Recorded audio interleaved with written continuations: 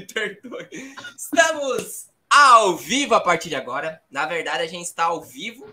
E dessa vez é a nossa primeira entrevista do ano de 2023. E eu vou contar uma coisa para vocês. Gente, o meu coração nessa entrevista tá tão acelerado. Mas tão acelerado. Porque eu vou entrevistar uma pessoa que eu sou tanto fã, mas tanto fã. Que a gente tava aqui conversando um pouquinho. E eu vou deixar ela falar, que no caso é a Vitória Vasconcelos. Seja bem-vindo, Vi.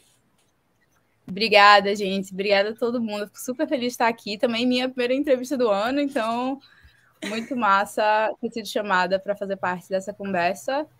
E você quer que eu me apresente um pouco? Falar um pouco você assim... se apresenta. Vou deixar você se apresentar. Onde eu vou. Tá certo. Então, meu nome é Vitória Vasconcelos, eu sou atriz e diretora de cinema e eu sou aqui do Recife, mas quando eu tinha 17 anos, fui fazer intercâmbio nos Estados Unidos e fiquei até a universidade. Depois da universidade fiz conservatório, então acabei me formando com um diploma de cinema pela Universidade do Sul da Califórnia, e depois fiz 2 anos de conservatório no Conservatório Stella Adler, que também fica na Califórnia. E durante esse tempo, durante meu tempo de universidade e conservatório, eu comecei a dirigir curtas. Primeiro porque, como atriz, eu percebi que eu tinha pouquíssimas oportunidades, assim, pouquíssimo controle sobre a minha carreira quando eu estava na universidade fazendo teste. Então, eu comecei a aprender a escrever roteiro e dirigir curtas para me dar a oportunidade de atuar e de fazer personagens que eu achava mais diferentes e, enfim... ser mais audaciosa com a minha arte. Mas eu acabei adorando e fazendo cinema, fazendo faculdade de cinema, e descobrindo que era ali mesmo que a minha vida ia ficar. Então, meus curtas foram gravados até agora nos Estados Unidos, eu fiz um na Austrália também, coprodução com o Canadá, outro curta, e no Brasil, mas agora que eu tô terminando assim, essa parte estudante, né, terminada oficialmente, eu estou pelo Brasil e trabalhando por aqui, procurando oportunidades e, se der tudo certo, gravando alguns curtas no Brasil esse ano e indo e voltando, assim, minha vida agora está nos 2 continentes. Mas eu acho que esse é o resumo que eu posso dar, assim, de quem eu sou, de onde eu vim e o que é que está acontecendo comigo. Na verdade, gente, ela lançou um curta que eu estava assistindo. E o curta tá tão perfeito que eu vou falar uma coisa assim, tá perfeito igual ela tá. Que a Vitória, gente, ela é um amor de pessoa. Eu tava aqui conversando com ela um pouco, eu vi que ela é um amor de pessoa. E ela fez um curta tão bonito que eu acho que todo mundo que tá aqui assistiu. Todo mundo aqui me mandou mensagem, umas falando que é um curta maravilhoso. Você tem uma ideia. E o curta não tá disponível na internet, né, Vi?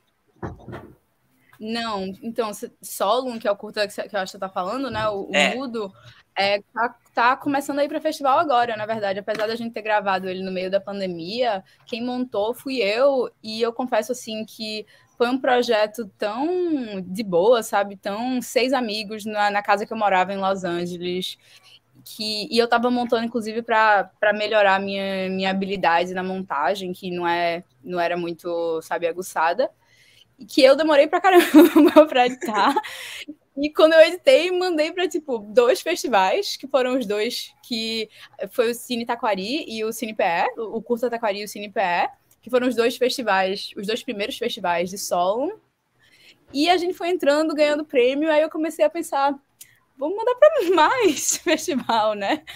Eu estava focada no projeto que eu terminei em outubro, que é um curta feito nos Estados Unidos com a produção do Canadá, que eu meio que não foquei em mandar Solon para o mundo. Então, mesmo a gente tendo gravado ele em 2020, ele ainda está sendo aí avaliado e passando por festivais. Então, não está disponível online gratuitamente ainda, mas estará ainda esse ano. E, na verdade, ele ganhou 4 prêmios desse, né? No CinePE, foi. 4 prêmios, que foi de melhor roteiro, melhor edição, melhor fotografia e mais emocionante de melhor curta pernambucano. Isso, foi. Que sensação foi que você teve legal. de ganhar 4 prêmios, hein? Caramba, foi muito massa. Isso nunca acontece, não. Acho que quem olha assim, quem olha uma pessoa que trabalha que é atriz e trabalha com cinema, assim, olha o Instagram ou entrevista, acha que é só isso, né? Mas é nada, eu perco o tempo todo, o tempo inteiro. Inclusive, aquela frase que a sua mãe fala quando você perde, quando é criança, que é o que vale é participar. é muito válida quando você faz cinema, porque o que vale é você estar ali conversando com as pessoas, ver seu filme passando numa tela grande, as pessoas vendo também. Esse é o prêmio do festival. Então, eu vou para esses festivais e, tipo, eu não tenho essa expectativa, porque eu perco também, tipo, eu nunca ganho. Aí, na pandemia, o filme que eu tenho que foi mais premiado rodou na pandemia. Então, tipo, eu não estava presencialmente em nenhum dos 11 prêmios que a gente ganhou, nem sei, na verdade. Então, tipo, eu não tenho essa sensação de estar ali e ganhar o prêmio. E com o Cine PE foi a primeira vez que eu percebi que um trabalho que eu fiz com maior dedicação, maior paixão, assim, entre amigos, durante um período muito difícil para todo mundo, tinha sido apreciado por um público que eu talvez achei que o filme nunca chegaria, sabe? Então foi muito legal, foi um sentimento muito bom.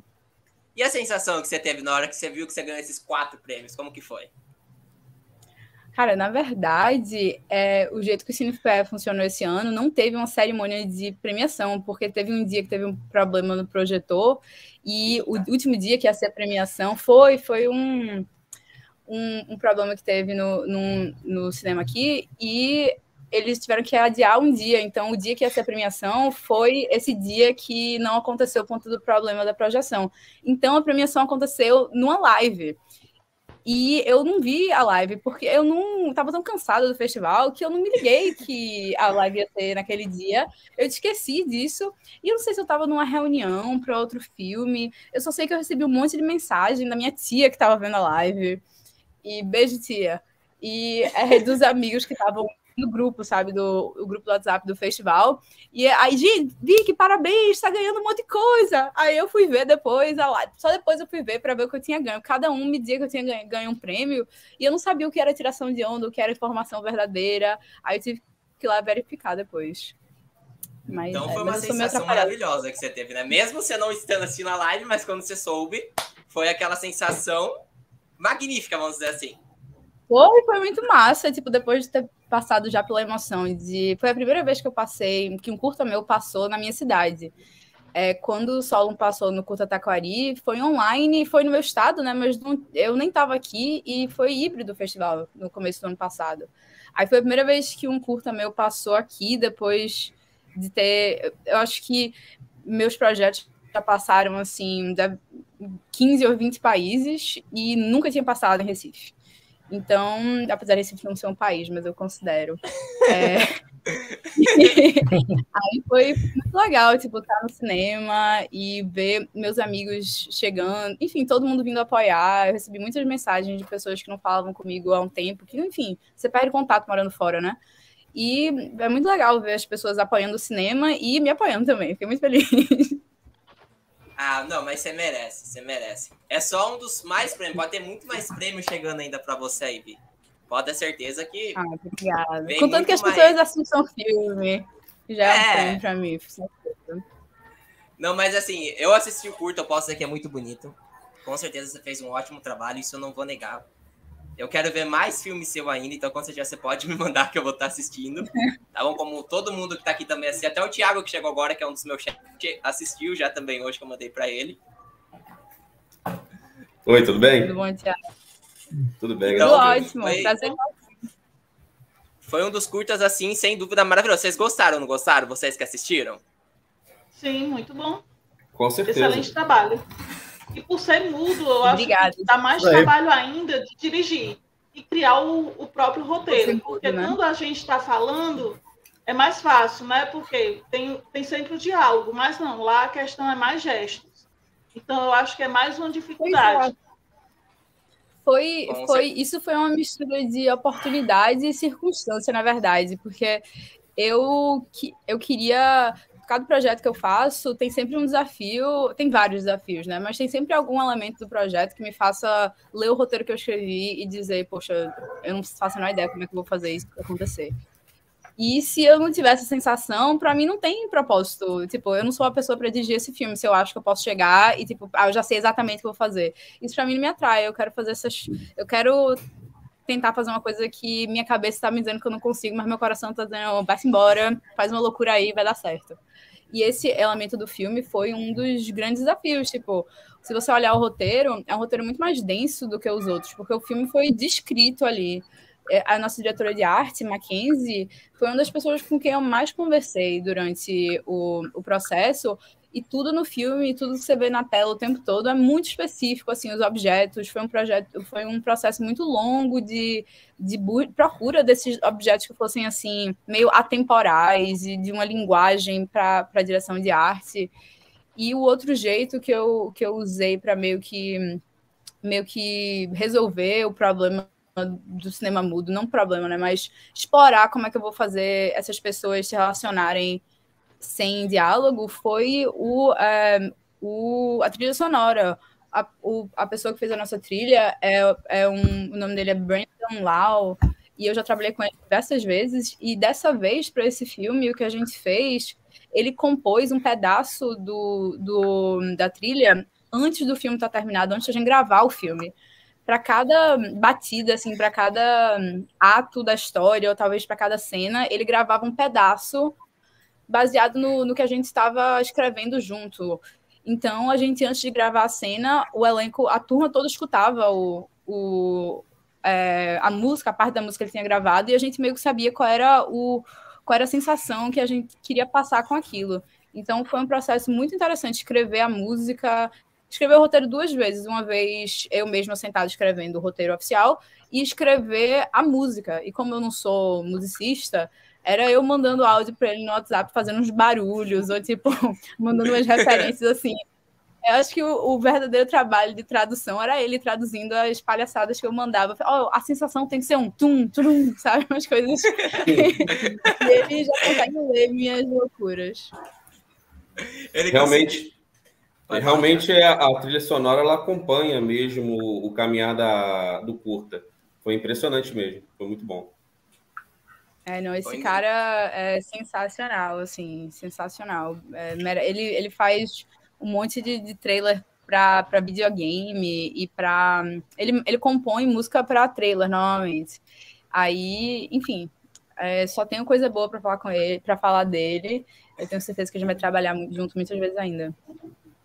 Com certeza. Se Deus quiser, ainda vai ter muito mais curto e muito mais filme que você já falou pra gente que tá escrevendo, né? Isso você já contou pra gente que tá escrevendo. Já soltei essa fofoca, mas desculpa, Thiago.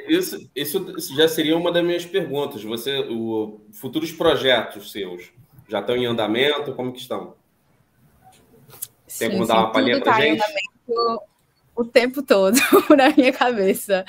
Tem. Então, para 2023, esse que eu estava dizendo que eu estava escrevendo, na verdade, é um projeto que vai demorar muito mais tempo para ser criado, que é um longa-metragem. Eu estou no processo de escrever meu primeiro longa, mas isso não é um projeto para esse ano, né? É um projeto aí de alguns anos. Mas para esse ano, eu devo gravar no fim do ano um curta em Recife chamado Beira-Mar, que passou agora pelo Laboratório de Gramado, o Film Market, de Gramado, e o Laboratório do Curta Taquari no começo do ano passado. Na edição do Solon estava passando no festival, e esse projeto de curta, o roteiro está passando pelo laboratório.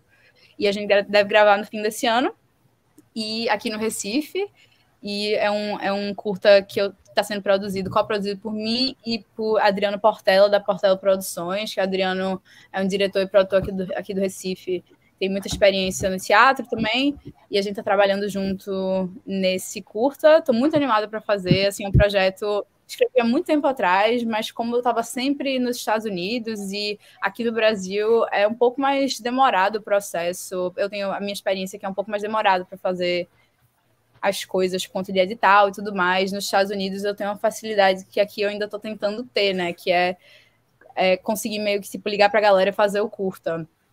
Solo mesmo é um grande exemplo disso, porque foi um curta feito com um orçamento assim... O orçamento era o sanduíche da Subway que a gente comprou, e o resto tudo foi... esse foi o nosso orçamento para comprar comida. A gente gravou em 2 dias solo, 2 dias... Acho que foi 2 dias, talvez... um terço de diária, e tudo ali era emprestado, era tudo que a gente não tinha de equipamento era emprestado. Foi o segundo filme assim, mais barato que eu fiz em termos de orçamento, Então, é possível, isso é mais possível para mim lá, porque tendo feito faculdade lá, tenho esse contato de todas essas pessoas que também estão no momento da carreira que topam fazer esses filmes menores, espontâneos, assim. E então, para esse ano, eu estou gravando esse curta e estou, como atriz, estou para participar de outros 2 nos Estados Unidos e de um longa aqui no Brasil, que eu ainda não posso falar muito, que não sou eu que eu estou no longa como atriz, então não quero falar mais do que eu posso, né, já que o projeto é meu. E também estou escrevendo, adaptando, na verdade, uma peça que se chama Clarice, que originalmente foi uma peça, um monólogo de 15 minutos que eu fiz no começo do ano passado, em março do ano passado, em Los Angeles, para o conservatório. E acabou que a peça deu super certo, assim, na escala, assim, pequena que a gente fez lá. E foi uma peça escrita em inglês sobre Clarice Lispector. E agora ela foi comprada pela Cobogó Produções, aqui no Recife. E eu estou adaptando para uma versão de 1 hora e pouca, com a mesma temática, né? Que não é a história da vida de Clarice Lispector, mas eu diria que é a essência do que ela sempre buscou com seus trabalhos e na sua vida também.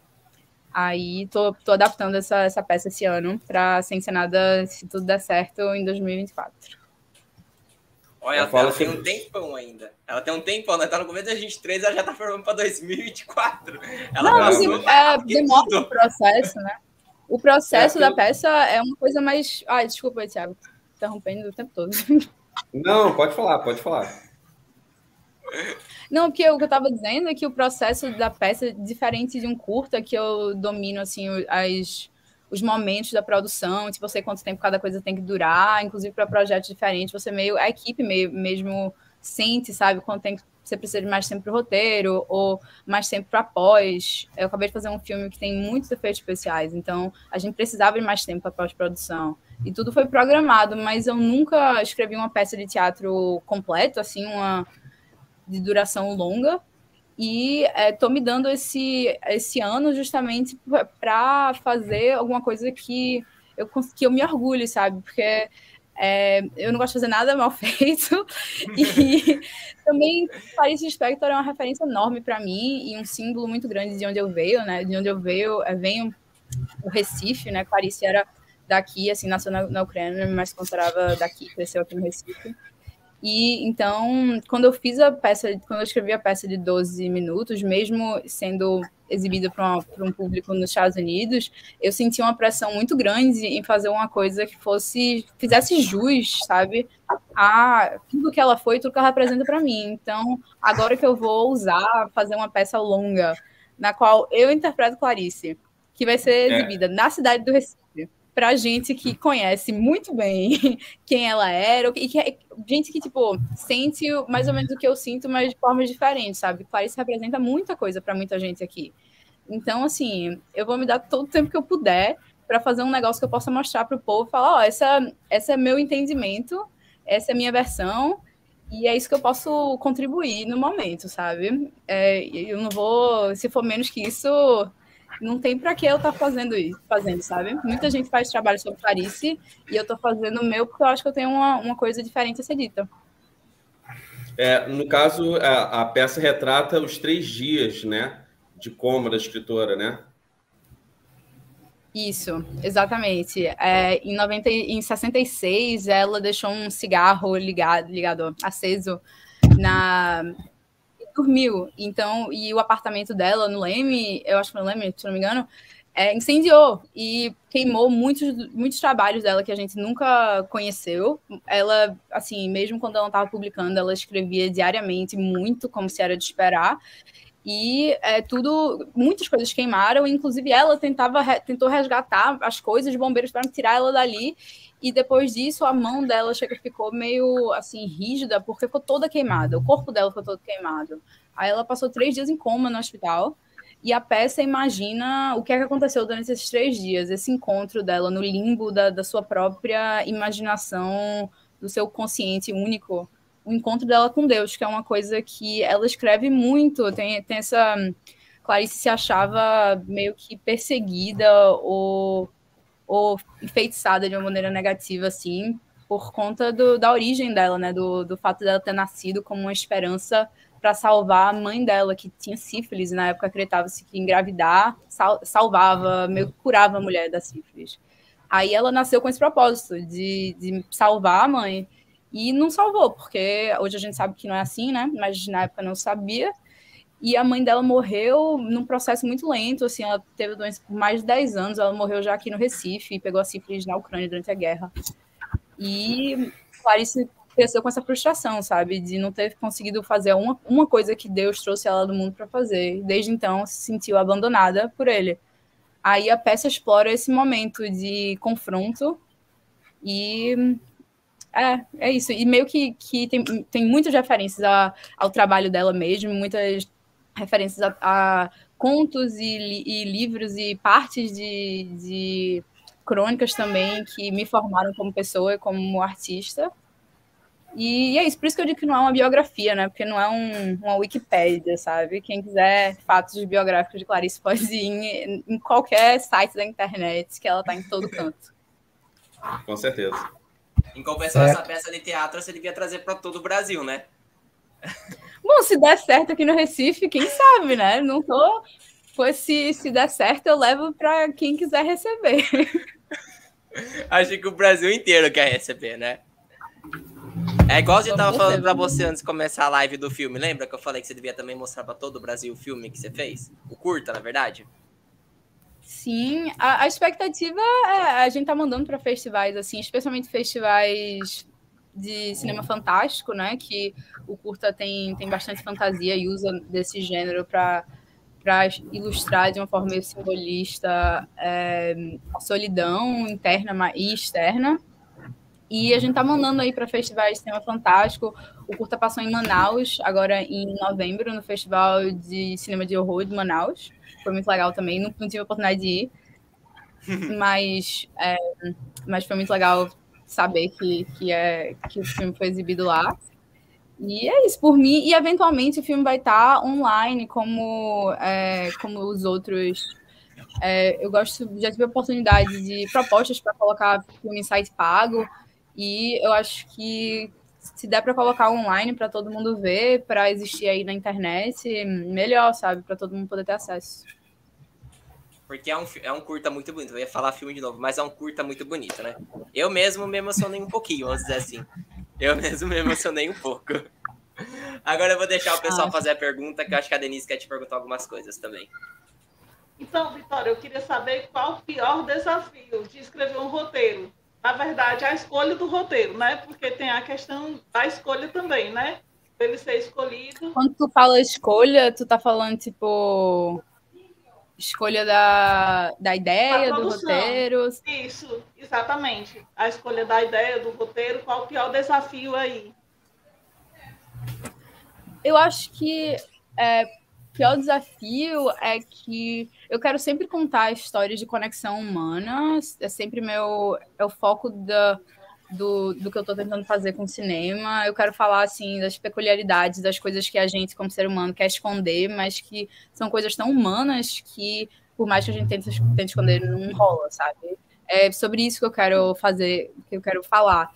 Então, eu acho que o maior desafio para mim é contar histórias simples de um jeito ambicioso visualmente, sabe? Porque eu tô sempre pensando no lado ambicioso, no lado da... Eu venho meio do cinema experimental e eu quero colocar a câmera no skate, jogar dentro do mar, sabe? Eu quero soltar sabe, rolando de uma duna.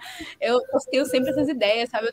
Esse longo que eu tô escrevendo agora mesmo, eu escrevo algumas páginas por dia, eu vou tomar banho e fico pensando, meu Deus, a pessoa que vai produzir isso vai me odiar, cara, vai me odiar pra sempre, porque eu tô escrevendo umas coisas assim, eu sempre escrevo partindo do pressuposto como... Acho que tem dois tipos de roteirista, eu diria.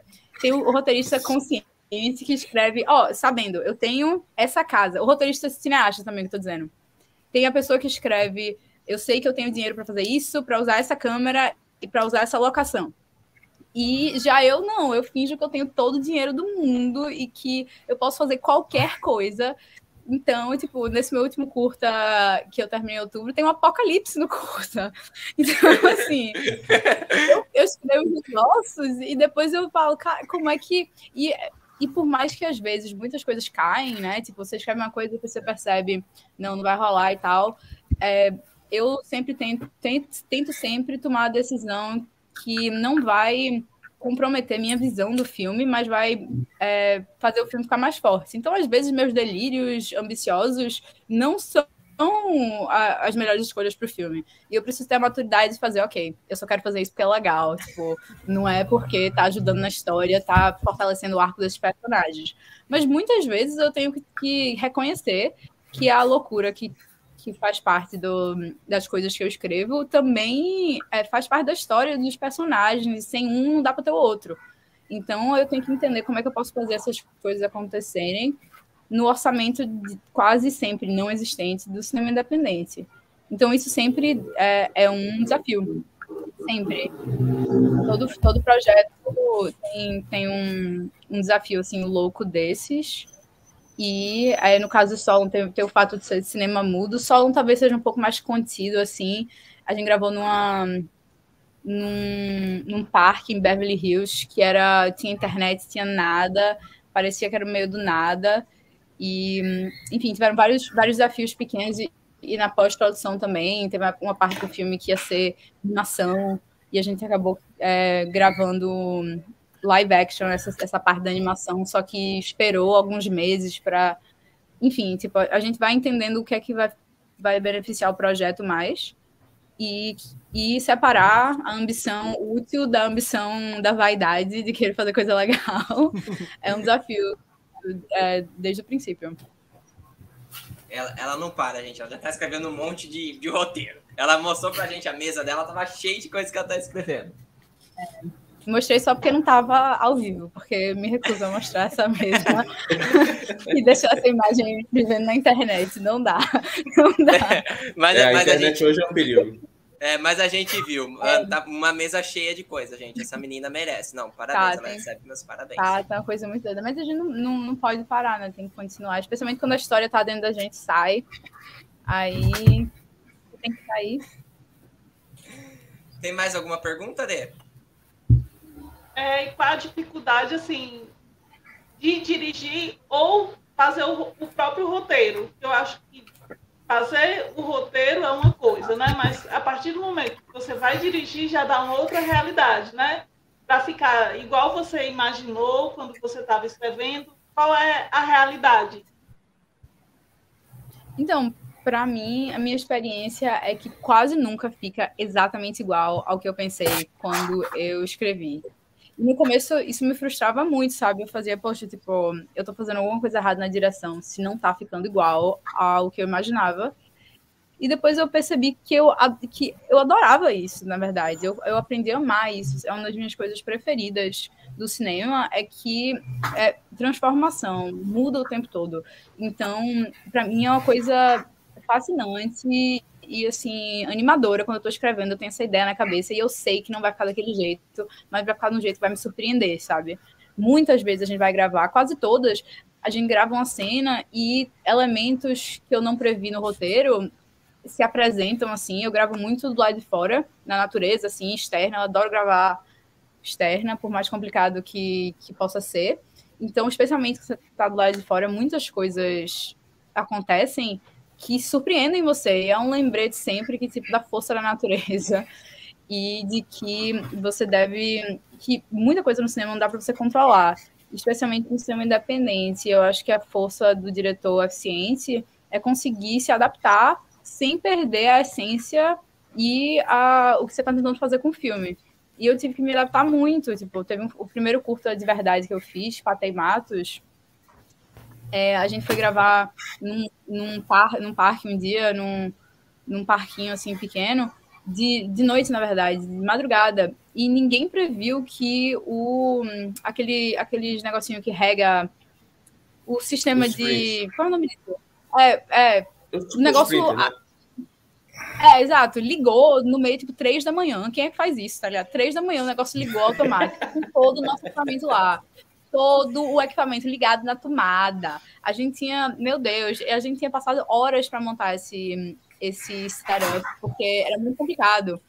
E, enfim, aí o negócio ligou assim, e a galera saía correndo, e eu tava vendo qual órgão que eu ia vender para pagar o prejuízo que ia ser. Aí a gente tirou todo o equipamento, todo mundo tava seguro e tal. E de madrugada a gente se reuniu, eu parei assim para pensar e a gente mudou o lugar onde a cena ia ser para a única locação que a gente tinha sobrando, que era do dia posterior, que era um galpão, que a gente ia gravar todas as cenas no galpão. Aí eu falei, beleza, o jeito de manter a essência dessa cena é gravar ela nesse galpão e a gente fazendo essas coisas. Então a gente mudou todo o nosso horário do dia seguinte e acabou sendo a cena que todo mundo, tipo, se alguém assiste esse filme, gosta do filme, vem falar comigo, eu te garanto, assim, que 90% das pessoas vêm falar dessa cena. Como essa cena, tipo, eles não esperavam que ia ser desse jeito, mas entenderam como se conecta e tudo mais, como se conecta. Então, e é a minha cena preferida do filme, na verdade. E é uma dessas surpresas. Então, eu acho que saber se adaptar é uma coisa que eu aprendo mais com cada projeto e é um desafio dessa transição quando você escreve o roteiro e você está tentando fazer o roteiro realidade, é ver a adaptação e é como progresso, sabe? Como de jeitos diferentes você desenvolver ainda mais a ideia que você teve quando só era você e uma página. Agora é você e um mundo de gente, e literalmente o mundo fazendo parte da construção dessa cena, dessa história. Então, deixa o mundo contribuir para o seu filme. Eu acho que é uma coisa, é um aprendizado e é um desafio. Legal.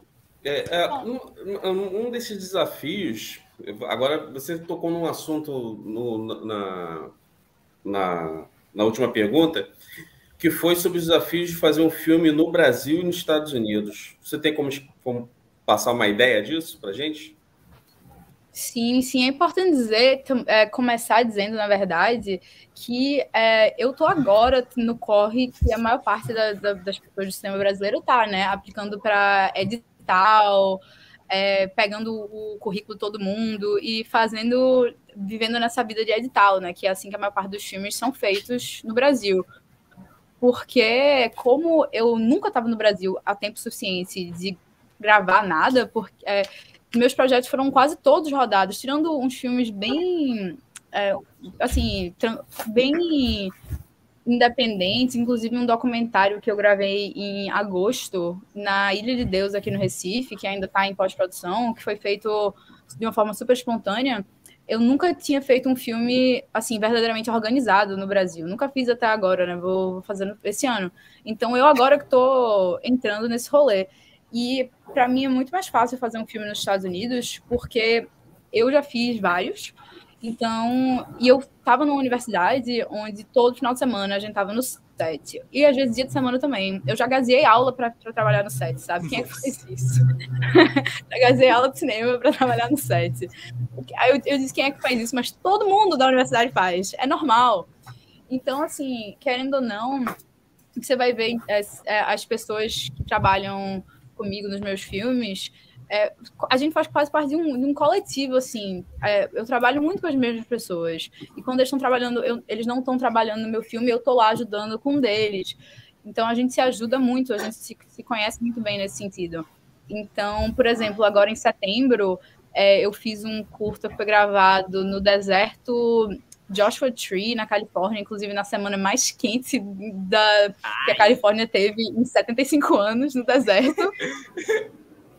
E haja protetor. Começou... Não, foi... Meu Deus, eu tava assustada.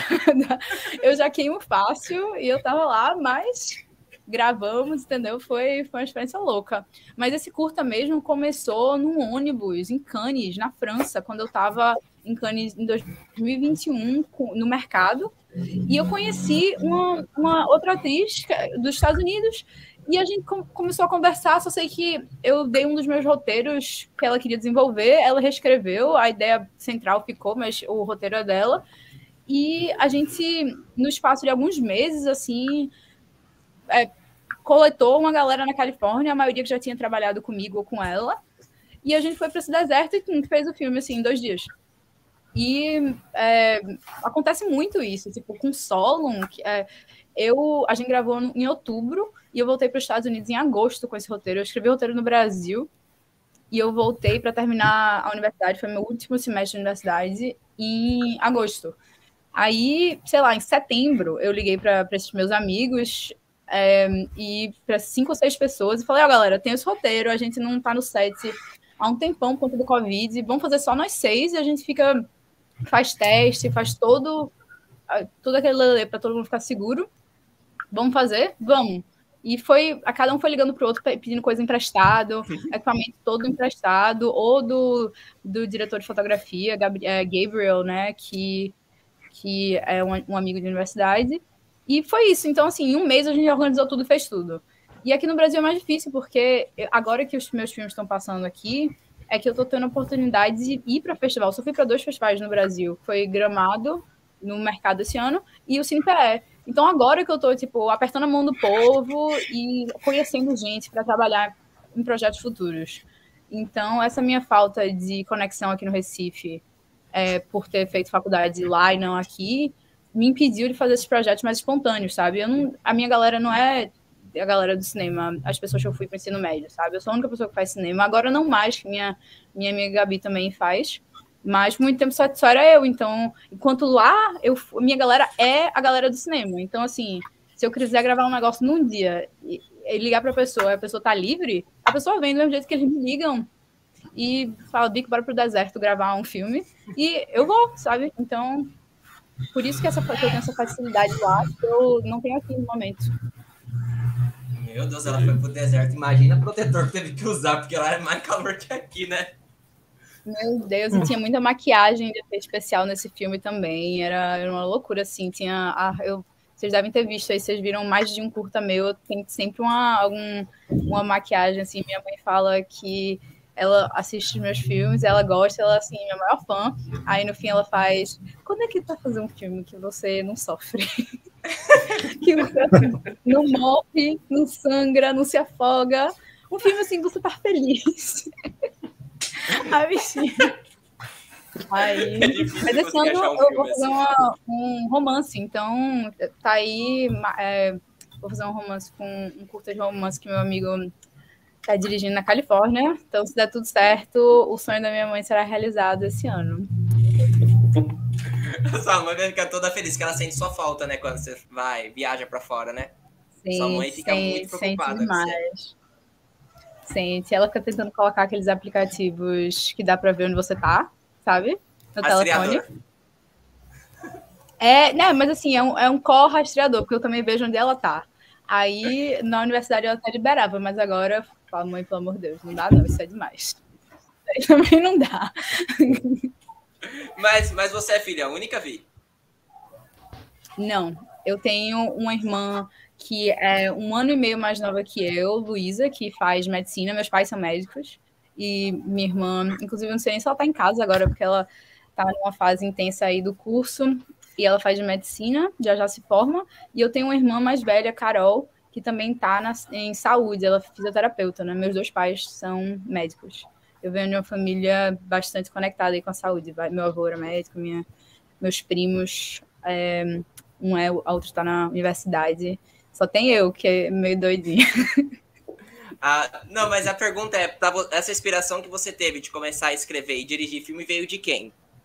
É de alguém da sua família ou é de alguém que você acompanha? Então, eu acho que não foi assim, de uma pessoa específica. Eu acho que quando eu era criança eu era muito performática, eu fazia muito teatro, eu sempre estava em todos os grupinhos e aulas. Eu faço teatro peça ou curta desde que eu tenho assim 9 ou 10 anos. Fiz inglês, inclusive, por muito tempo. Fiz musical, fiz uma porrada de coisa. E eu sempre quis ser atriz, só que como ninguém que eu conheço, ou pelo menos que eu conhecia quando eu era criança, era atriz ou cineasta, eu não achava, especialmente no cinema, eu não achava que era uma possibilidade para mim, sabe? Porque eu não via ninguém que fazia, os amigos dos meus pais e os adultos que eu convivia, nenhum estava nesse ramo.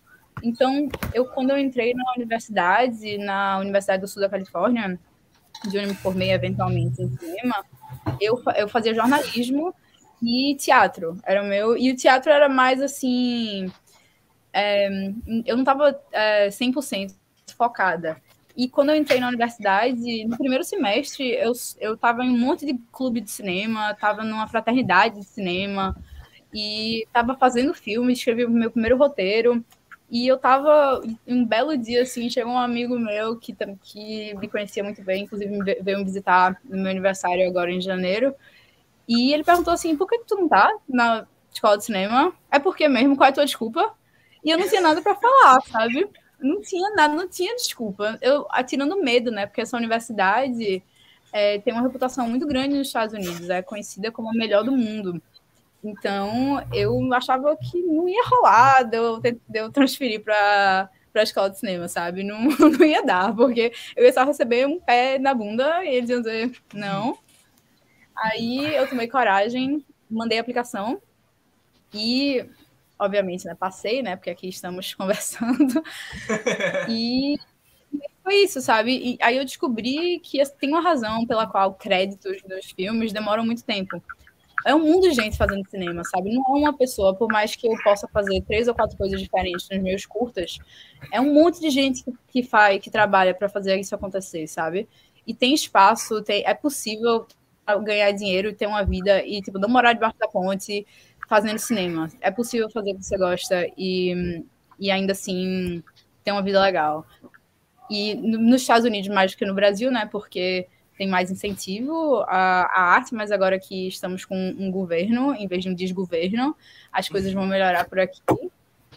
E aí é isso, eu acho que foi assim que eu comecei a escrever. Como eu falei antes, eu comecei a escrever mais porque eu não queria ser uma atriz que não melhorava, sabe? Eu não queria ficar no mesmo lugar todo ano. Eu me perguntava no fim do ano sempre...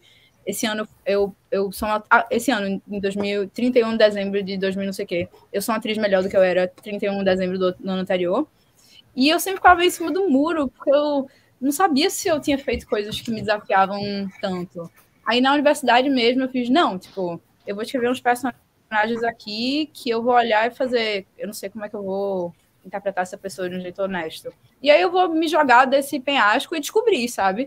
E mesmo se eu errar, a próxima vez eu erro de um jeito melhor e eu vou errando para frente, sabe? Aí foi assim, foi tudo baseado nisso e por conta dessa realização que é possível, sabe? É possível viver do cinema. André, vou deixar você fazer pergunta, porque eu sei que você também tem pergunta para fazer. Tudo bem. Antes de eu fazer até a primeira pergunta, Vitória, você fez aniversário que dia de janeiro? Dia 4 de janeiro. Ela fez um dia antes da minha mãe. A minha mãe fez dia 5. Eu fiz no dia 8. Eu fiz 4 dias depois de você. Parabéns atrasado para você. Faz só 10 dias. Parabéns para você também. Mas a pergunta que eu quero fazer, eu que conversei com bastante diretores também, muitos filmes no Brasil chegaram atrasados, tá certo que a pandemia foi o principal motivo. Mas muitos filmes também que já são feitos, eles não conseguem lançar por causa, não só no Brasil, é que o Brasil é muito grande esse problema. Às vezes porque não consegue festival, eles não conseguem lançar mesmo estando produzido. Qual foi a maior dificuldade nesse sentido, de lançar seu filme? Então, a minha facilidade e privilégio nessa questão, é que, tipo, para longa-metragem é, assim, um rio de diferença, sabe? É muito diferente a realidade de um curta para um longa, sabe? Eu acho que com longa, do mesmo jeito que aumenta o roteiro, aumentam as dificuldades em todos os aspectos, especialmente porque, em geral, você não ganha dinheiro com curta-metragem. Curta-metragem não é uma coisa lucrativa. Acho que, em geral, assim, não se... Até porque você pode pensar assim, nas pessoas no Brasil, não se consomem muitos curtas. Recentemente, a Netflix começou a adicionar curtas no catálogo, né? Tem... O curta ganhou o Oscar, não sei se foi ano passado ou ano anterior, que é Se Algo Aconteceu, Eu Te Amo, eu acho que é o título em português. É da Netflix e foi assim, a primeira vez que eu lembro de ver a galera toda animada assistindo curta na Netflix. E agora tem uma série, né, que é Love, Death and Robots, que é só de curtas.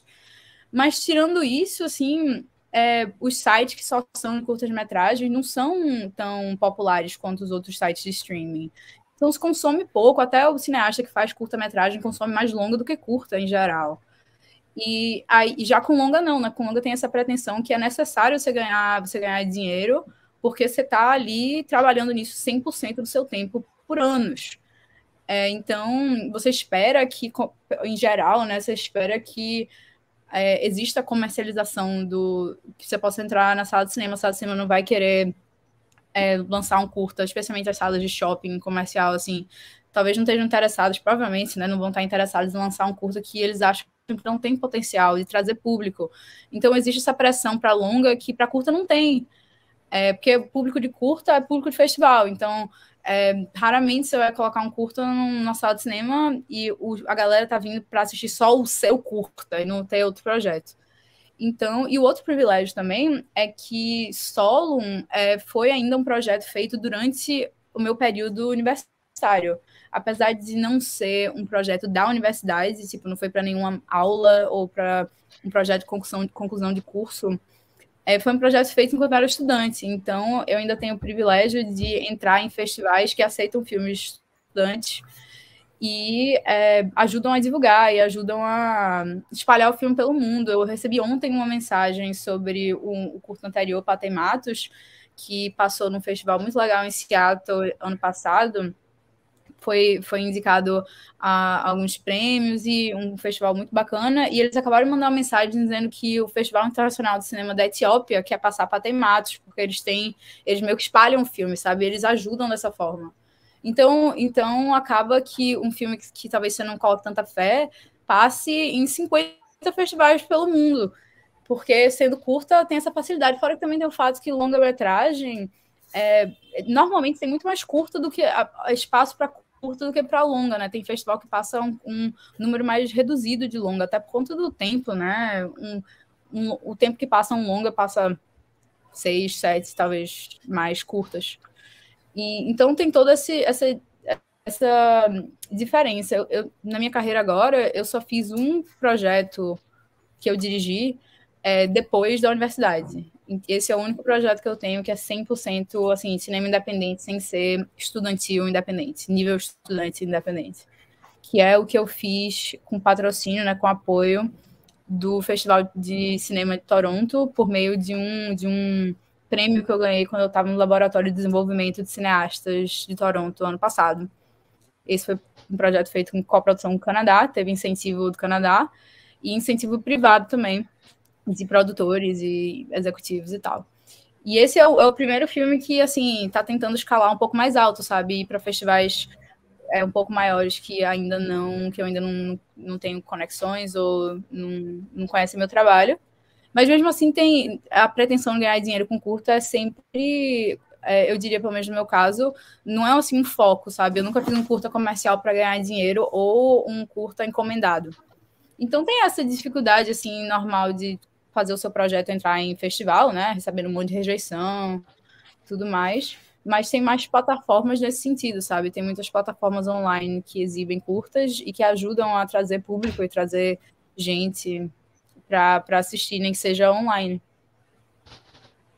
Olha. Tem mais alguma pergunta, André? Pode fazer. Sim. Eu queria também saber, aproveitando até o que você falou, né, que da mudança de governo, desgoverno para o governo, a gente sabe que a Lei Rouanet, por exemplo, ao contrário do que muitos falam, não é uma lei que simplesmente assim dá dinheiro para as pessoas, e sim tem incentivo fiscal. E a gente sabe que também, inclusive os Estados Unidos, investe na cultura, tem incentivo à cultura, ao esporte, ao contrário do que muitas pessoas falam sem nem pesquisar. Eu queria saber também sobre esses incentivos no Canadá, igual você falou, nos Estados Unidos também, que você também falasse um pouco disso. Então, como o meu projeto foi uma coprodução com o Canadá, porque recebeu um prêmio monetário que faz parte do festival. Um projeto dado por uma empresa que chama Canada Goose, que é uma loja de casaco, assim, que tem por todo o Canadá e até estados, assim, mais frios dos Estados Unidos. Se vocês já viram eles têm o logo, é um círculo, assim, é fácil reconhecer se vocês forem num lugar frio, porque eles se chamam assim da marca do cineasta, porque muita gente usa esses casacos quando tá gravando no frio. Inclusive eu usei o que eles me mandaram, né, por conta do prêmio, quando a gente tava gravando o curta, porque foi muito frio. E eu já sinto frio aqui no Recife, quanto mais no meio de uma floresta nevando, que foi a situação desse curta. E foi uma coprodução por conta disso, porque quando o financiamento vem, parte do financiamento, né, vem de outro país, vira uma coprodução, mas foi gravado nos Estados Unidos, assim, na minha zona de conforto, 40 minutos, uma hora de Los Angeles, num parque que parece, assim...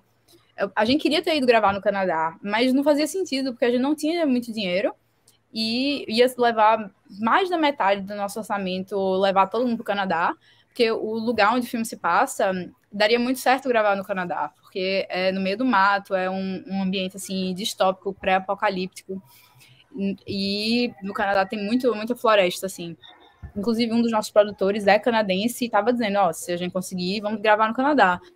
Mas a gente acabou achando na Califórnia um lugar que funcionava muito com o conceito do filme e gravamos lá. Então, a produção foi gravada nos Estados Unidos com dinheiro parcialmente do Canadá. Por isso que é uma coprodução. Então, eu nunca fiz um projeto que é 100% canadense ou que passou pelos incentivos. O que eu sei é que realmente no Canadá, muito mais do que nos Estados Unidos, nos Estados Unidos não tem incentivo público assim que nem tem no Brasil, tipo, de edital. A maior parte dos incentivos que eu vejo pessoas, meus colegas e até pessoas que estão assim, bem mais avançadas que eu na carreira, não fazem por incentivo privado, por bolsas, por prêmios, por os grants, né, que você aplica e ganha. Tem muitos grants, muitas dessas oportunidades dadas por festivais e instituições, e de fins lucrativos ou não, mas não tem um site do governo, do Ministério da Cultura para você aplicar, que qualquer um pode aplicar, assim, não tem isso nos Estados Unidos. Do meu conhecimento não tem, e se eu não conhecer eu vou ficar arrasada, tá? Se existir eu não souber, porque como é que pode? Mas no Canadá tem muito mais incentivo, e em geral, o Canadá é muito menos burocrático que os Estados Unidos em geral. Reclama-se muito da burocracia do Brasil, mas os Estados Unidos é imensamente burocrático.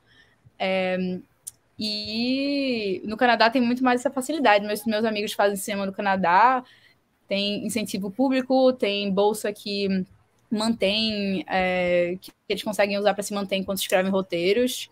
Então, e até uma possibilidade, eu já pensei várias vezes em passar um tempo no Canadá e fazer algumas coisas por lá. Esse produtor que produziu, um dos produtores do último filme, me convidou para fazer um projeto lá, e a gente tá vendo se rola, né, se funciona, porque o Canadá é um lugar maravilhoso, eu conheci esse ano, e, enfim, tem todas essas oportunidades, realmente, bem mais que nos Estados Unidos, em termos de dinheiro, assim. Correto. Mas, e agora é um hub, né, Toronto, Vancouver se grava muitas séries, então tá crescendo esse ambiente, assim. Los Angeles ainda é o centro para esse tipo de cinema comercial, mas lugares como Atlanta, Vancouver, a Nova Zelândia, se grava muita coisa lá também por conta de imposto, que é muito difícil gravar. Para você gravar numa rua em Los Angeles, você tem que pagar muito dinheiro se você for fazer um filme assim, tudo bonitinho, né? A gente não faz isso, porque não faz sentido, sabe? Eu na universidade já pulei muito muro para gravar filme, não da casa das pessoas, mas tipo parques de ambiente, sabe? Para gravar filme.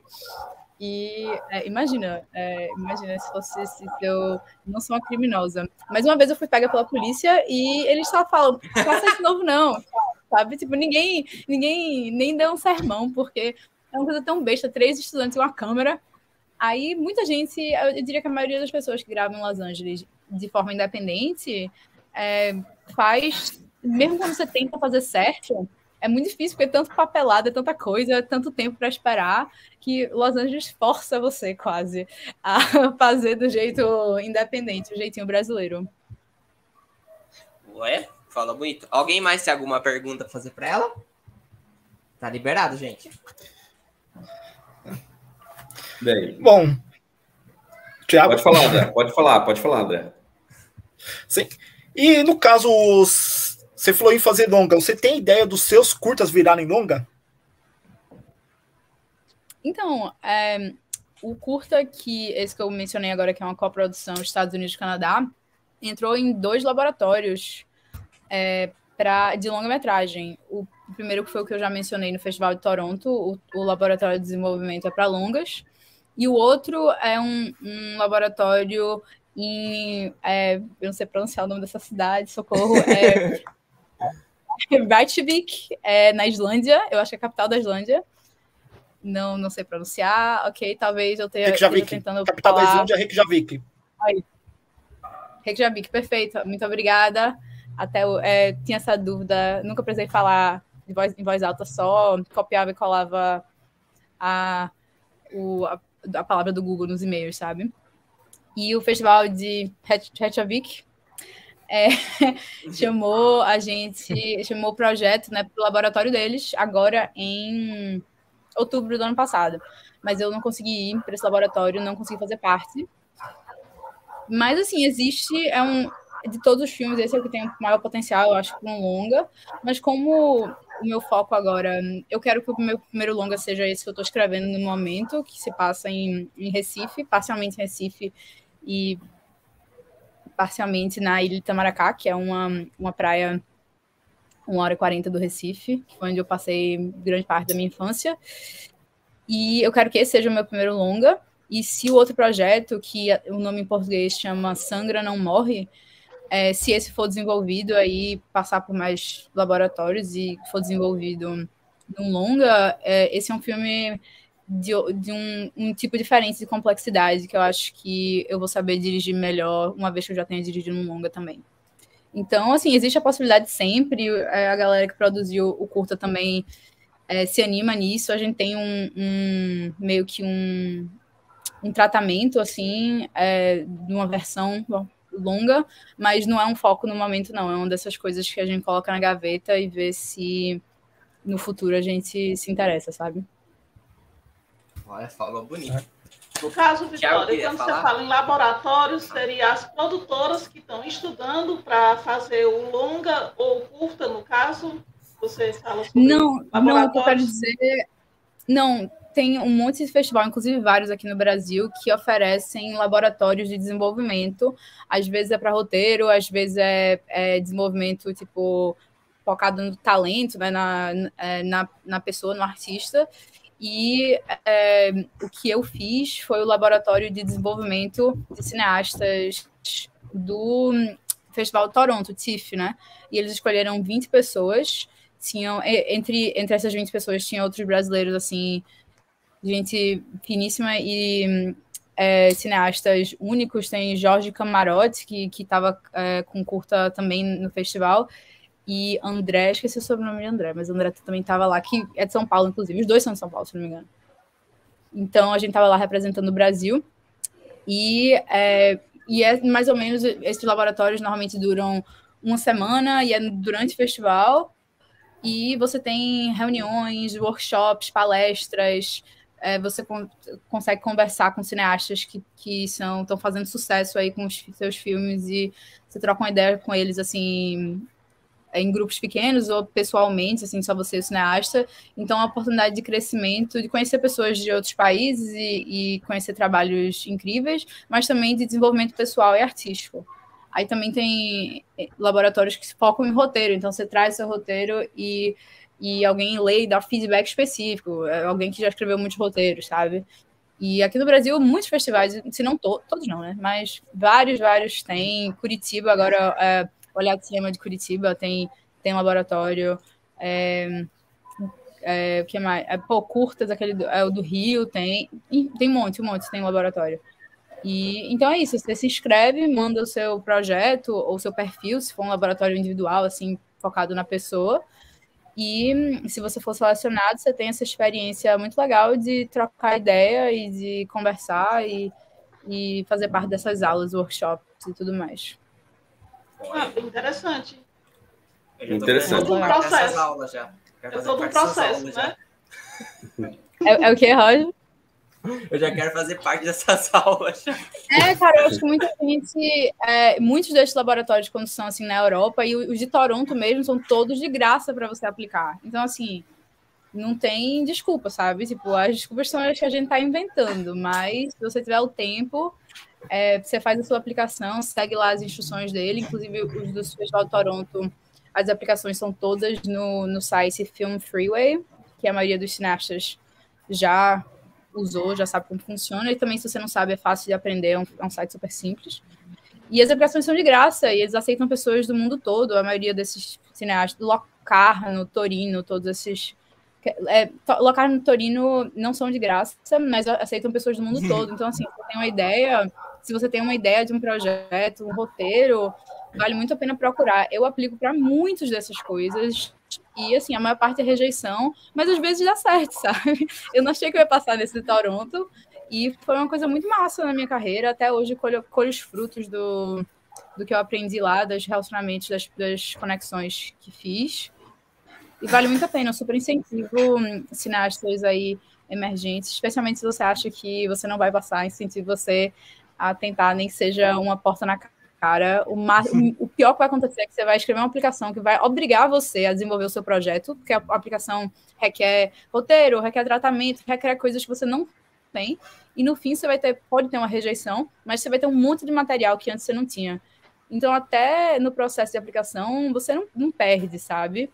Se você está aplicando com longa e você tem que escrever o longa antes do dia de mandar, se você for rejeitado, você vai ter um longa inteiro para trabalhar, sabe? Então, vale muito a pena essa porta na cara que a gente recebe muito no cinema. Vale a pena nesse sentido.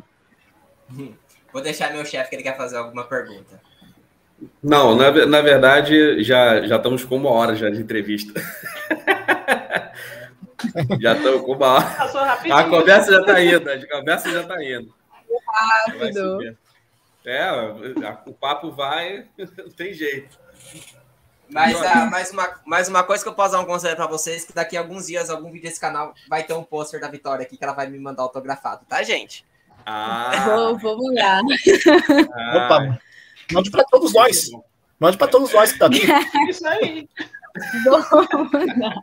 Vou pegar os endereços e vou mandar aí o post, especialmente depois que vocês assistirem o filme e, enfim, terem esse cuidado de fazer todas essas perguntas. Vou mandar posters para todo mundo.